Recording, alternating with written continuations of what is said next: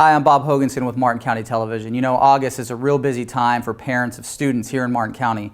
Parents rushing around trying to get supplies, trying to get clothes for their kids for that first day back to school. Well, the Florida Department of Health in Martin County also wants to remind you that back to school immunizations need to be on your to-do list. I did a walk-in at their clinic. It may be uncomfortable for a second, but it could save a life. The front line of defense against a multitude of diseases and illnesses is getting those dreaded shots.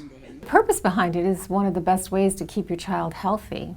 Maureen Ryan, Assistant Director of Community Health for Martin County, says vaccines offer effective protection from infectious diseases. As we see with the news, there's more preventable illnesses that are cropping up because people aren't getting the immunizations in a timely manner. So I think that's the best way to keep your child healthy.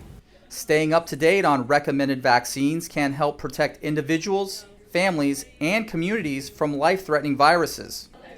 Ryan says that not getting the proper vaccinations can put everybody in danger. But what happens is when people stop getting immunized, the herd immunity starts to weaken.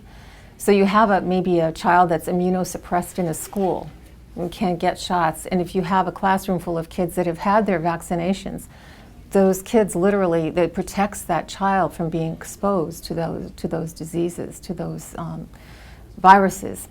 If the so-called herd immunity begins to weaken as a result of kids not getting immunized, then those who are immunosuppressed can get very ill.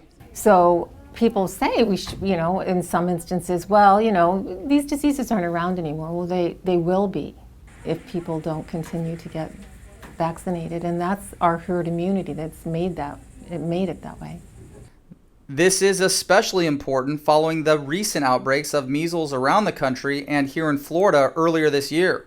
To attend school in Florida, proof of certain immunizations is required for students.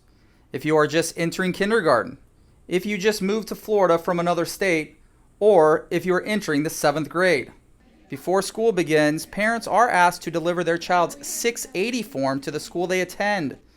The form is a document a child receives from a doctor showing what vaccinations they have been given. Is this arm okay? Recently, the health department sponsored an immunization clinic for students entering the 7th grade. The Tdap vaccine for protection against tetanus, diphtheria, and pertussis was provided. All right, we're ready? Parents are advised to talk with their child's doctor about recommended vaccines.